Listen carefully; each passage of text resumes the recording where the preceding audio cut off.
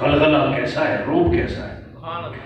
اس کے لشکر کا آپ اندازہ اس بات سے لگائیے کہ 1,30,000 تو اس کے لشکر میں صرف گھوڑے،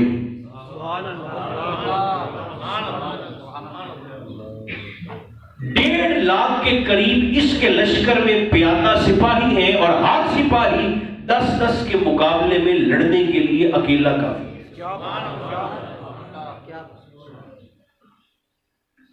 اونٹ سوار اس کے علاوہ، دیگر جنگجو اس کے علاوہ، ہاتھی سوار ان کے، اور جس علاقے کو یہ فتح کرنے کی نیت اور ارادہ کر لیتا، وہاں پہنچنے سے پہلے اس علاقے کے لوگ ہار لے کر پھولوں کے اسے سلوٹ بھی کرتے، اس کے گلے میں ہار بھی ڈالتے، اور منت اور ترلا بھی ساتھ کرتے کہ ہمیں لڑے نہیں، مارے نہیں، قتل نہ کریں، یہ سارا کچھ آپ کا ہے۔ دبدبہ ایسا تھا، روب ایسا تھا، اس کا ایک طریقہ تھا۔ جس علاقے کو یہ فتح کرتا،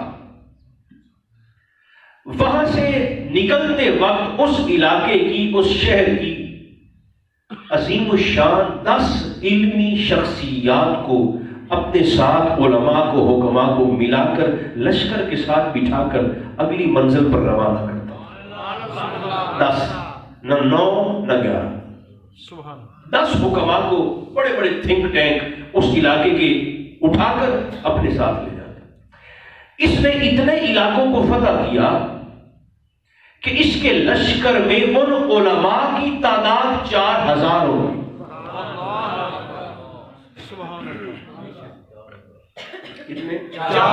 وہ 4,000 علماء، حکماء، وہ اس کے مشیر بھی تھے، مشورہ بھی دیتے تھے کہ یہاں جائیں اور یہاں ایسا کریں اور ایسا، اس وقت نکلیں اور اس وقت۔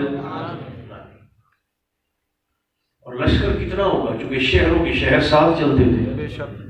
یہ اس کی ایک تصویر ہے، اس کی شخصیت ڈبہ بلو میری۔ قسمت اسے لے آئی مکہ مکرمہ، گھیر کر کے۔ اس نے مکہ مکرمہ سے 2 کلومیٹر باہر خیمے لگا لیے۔ نیت کیا ہے؟ مکہ کو فتح کرنے کی۔ چونکہ عادی تھا لوگوں کے استقبال کا، پھولوں کے ہار کا، سلامیوں کا، پروٹوکول کا۔ مکہ میں پہنچا تو نہ ہار ہے، نہ سلامی ہے، نہ پروٹوکول ہے، نہ کوئی لفٹ ہے، نہ کوئی سلوٹ ہے۔ اللہ اکبر، یہ سٹیا گیا۔ اس نے اپنے وزیر اماریس کو بلا کر کہا، نہ سلام ہے، نہ ہار ہے، نہ استقبال ہے، نہ لوگوں نے پہلے سے مجھے پیشکش کی ہے، نہ مجھے لفٹ کروائی ہے کسی نے، یہ کون سا شہر ہے؟ اماریس نے بتایا کہ یہاں ایک گھر ہے، دور دور سے لوگ آ کر اس گھر کا طواف کرتے ہیں، جسے کعبہ کہا جاتا ہے، اور یہاں کے لوگ آپ کو کیا ہار کریں اور کیا آپ کو سلام کریں اور کیا آپ کو لفٹ کروائیں، یہاں کے لوگ تو خود پیر ہیں۔ لوگ کہاں سے آ کر ان کی زیارت کرتے ہیں، تو آپ سے کیسے یہ اس طرح کا انداز اختیار کریں؟ بادشاہ تھا، اس نے کہا اچھا پیر ہوں گے تو ہوتے رہیں گے، کعبہ کے گدی نشین ہوں گے تو ہوتے رہیں گے، آج شام کا سورج غروب ہونے دو، رات کے وقت میں مکہ شہر پر لشکر کشی کروں گا، حملہ کروں گا، اس گھر کو گرا دوں گا، مردوں کو قتل کر دوں گا اور عورتوں کو قیدی بنا کے اپنے ساتھ لے جاؤں گا۔ ادھر اس نے کعبہ کے متعلق بدنیتی کا اظہار کیا، اگلے ہی لمحے اس کے منہ سے، ناک سے، کانوں سے اور آنکھوں سے بدبودار پیپ نکلنا شروع ہوا۔ اللہ اکبر، بھگدڑ مچ گئی۔ میرے ساتھ ساتھ چلتے ہیں، سبحان اللہ، مصطفیٰ کا مدینہ کیسے آباد ہوا ہے؟ بھگدڑ جو مچی کہ بادشاہ کو کیا ہو گیا؟ ان 4,000 حکماء کو بلایا گیا، بھی دیکھیں اس کا علاج کریں۔ انہوں نے کوئی دوائی نہیں چھوڑی، کوئی علاج نہیں چھوڑا، کوئی حکیم نہیں چھوڑا، کوئی پھکی نہیں چھوڑی، مگر نہ پیپ رکنی تھی نہ رکی۔ ہاتھ کھڑے ہوئے سب کے۔ بادشاہ نے گھبرا کر پوچھا بھئی یہ وجہ کیا ہے؟ وہ کہنے لگے بادشاہ اگر یہ بیماری زمینی ہوتی نا تو اب تک ٹھیک ہو چکی ہوتی. کوئی علاج ایسا نہیں جو ہم نے چھوڑا. یہ بیماری زمینی نہیں ہے، یہ معاملہ کوئی اور ہے. اب کیا کریں؟ ان 4000 علماء کے امام کو بلوایا گیا، سینئر موسٹ سینئر. اس نے کہا میں بادشاہ کا علاج کرنے کے لیے تیار ہوں، مگر میری 2 شرطیں ہیں. ایک، جب میں بادشاہ کا علاج کروں اس وقت خیمے میں یا دبا ہو یا میں، تیسرا بندہ کوئی نہ ہو.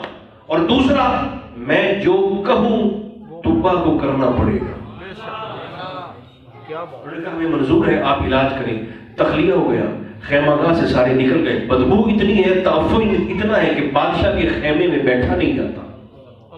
ایک دبا ہے، ایک 4000 علماء کا امام سامنے بیٹھا ہے. کہنے لگا آپ کا علاج ہم نے کیا ہے مگر آپ کو شفا نہیں ہوئی. یہ بیماری آپ کی جو اچانک سے شروع ہوئی ہے، آنکھوں سے پیپ، ناک سے پیپ، کانوں سے پیپ، منہ سے پیپ، اور وہ بھی بدبودار.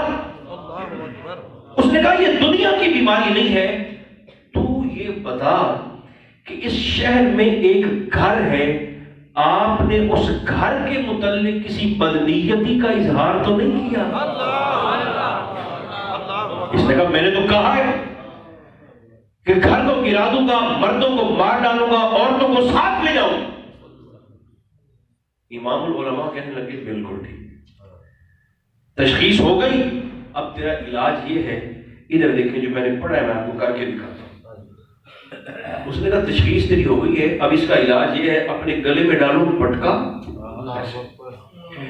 گھٹنوں پر بیٹھ کر اپنا رخ کر لو اسی کوٹھے کی جانب.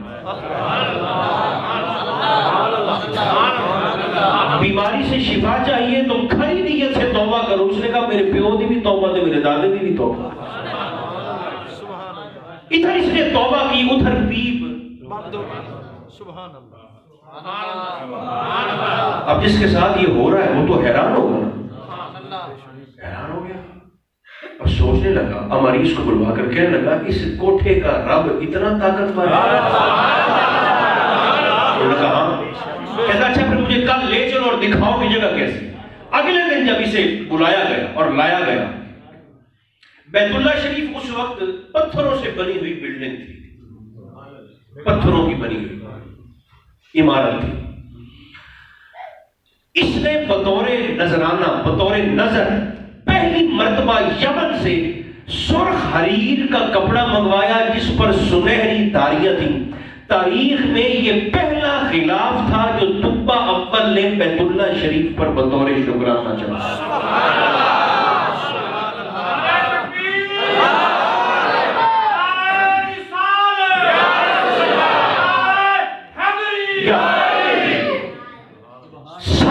مکہ مکرمہ میں رہا، ہر روز مینا میں جاتا تھا، 1000 اونٹ قربان کرتا تھا اور مکہ والوں کی دعوت کرتا تھا. گویا اس نے اس گھر کے رب کی سپریمیسی طاقت کو تسلیم کر لیا. 8ویں دن اس نے اعلان کیا کہ اب یہاں سے لشکر آگے چلے، آپ کے پیار کا پہلا امتحان آنے والا ہے. 6 دن تقریباً اس لشکر نے سفر کیا، چونکہ پورے شہر سفر کرتے تھے. اس نے سفر کیا. 7ویں دن یہ ایک صحرا میں پہنچا، لکو تک صحرا ہے، اور اس نے دیکھا کہ سامنے صحرا کے اندر ہی ایک اونچا سا ٹیلہ ہے، ٹبا ہے، اور اس